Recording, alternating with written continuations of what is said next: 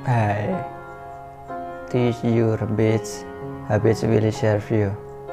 Ajarkan pada diri kalian tentang kebiasaan-kebiasaan baik sejak sekarang.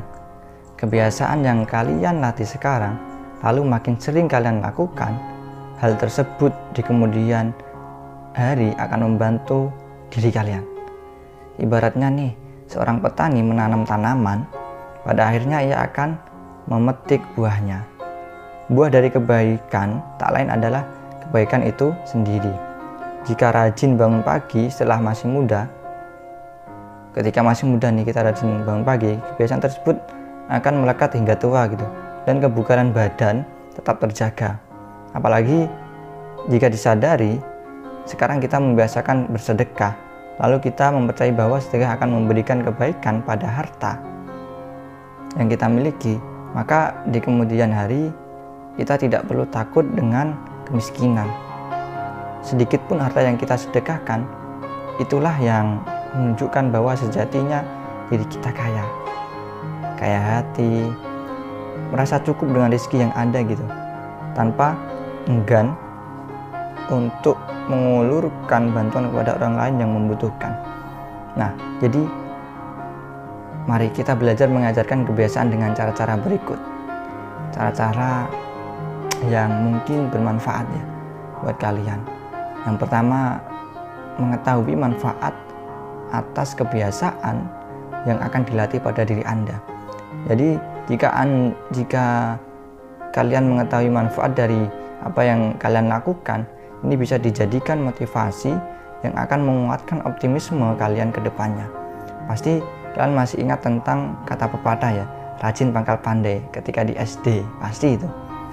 Jika kalian mempercayainya, masukkannya di dalam hati, lalu Anda menjadi anak yang rajin karena ingin pandai pada mata pelajaran Anda.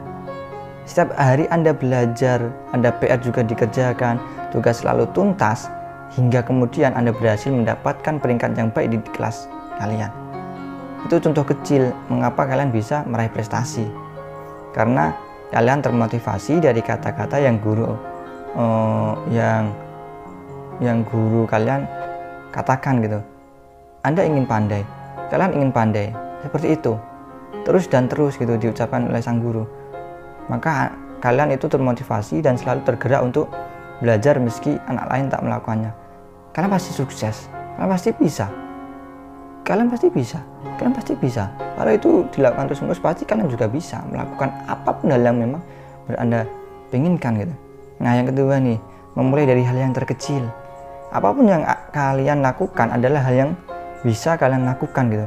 Lihat kemampuan kalian dan kiranya kebiasaan apakah yang saat ini perlu untuk dibiasakan.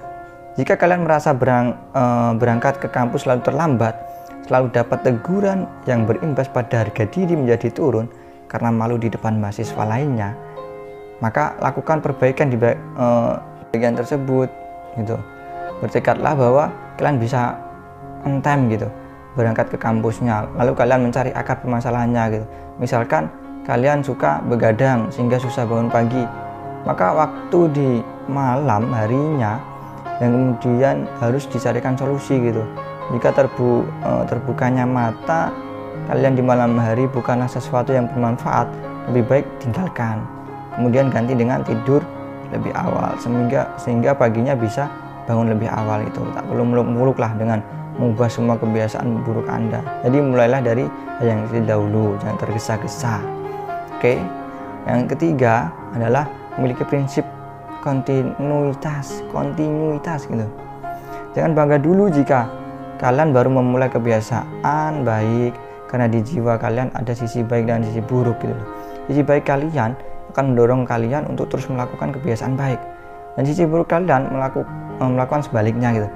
Agar sisi baik tersebut lebih dominan, maka kalian harus berusaha melakukan kebiasaan yang sedang dilatih tersebut secara terus menerus gitu. Berarti berat? Tidaklah. Jangan katakan itu berat. Katakan pada diri kalian bahwa kalian akan melakukannya secara perlahan-lahan. Jadi setiap hari tanpa ada jeda gitu. Seperti halnya anak kecil yang sedang berlatih duduk. Nah, ia akan melakukannya setiap hari sampai pada akhirnya dia bisa duduk kembali. Nah, yang keempat, selalu happy. Hal ini yang akan membuat perbaikan diri kita makin menawan gitu. Kebiasaan-kebiasaan apapun yang kita sedang latih akan menjadi beban bila tidak menikmatinya gitu. Betul nggak? Pastilah. Mari sejenak kita lihat seorang ibu yang tengah mengandung. Di awal-awal banyak ibu hamil yang merasa tidak enak badan dan susah makan. Dari bulan ke bulan, usia kandungannya makin bertambah, juga berat janin yang makin bertambah pula gitu. Sang ibu memang semakin susah untuk tidur karena perut yang membuncit, efek pegal-pegal yang hadir di badannya gitu. Jika ibu tidak menganggap kehamilan sebagai anugerah dari Yang Maha Kuasa, jika ibu ini mengeluh setiap hari atas kesusahan yang ia rasa kehamilannya, sudah pasti 9 bulan berjalan begitu menyiksa dalam hati dan lama sekali gitu. Jika ia menikmatinya, hari-hari akan terasa begitu indah dan ia selalu bersemangat dalam penantian kelahiran anaknya gitu. Hingga ketika anaknya lahir, tangis bahagia hadir dan segala kelelahan juga kepayahan lenyap saat itu juga gitu. Yang terakhir nih, yang kelima, bergaul dengan orang-orang baik. Jika kalian bergaul dengan penjual ikan, aroma ikannya akan mengenai Anda pula. Jika kalian bergaul dengan penjual minyak wangi, aroma wanginya pun akan mengenai Anda. Jika Anda ingin memiliki kebiasaan yang baik, dari sekarang cobalah membuka diri dengan orang-orang yang juga punya kebiasaan tersebut. Jangan mau melakukan perjuangan sendirian, berat loh. Biar Dilan enggak ya. Maka carilah komunitas yang memang mampu meningkatkan kualitas kepribadian kalian. Meski kalian masih belajar melatihnya, kebiasaan orang-orang yang baik akan memberikan dampak yang positif pada kalian.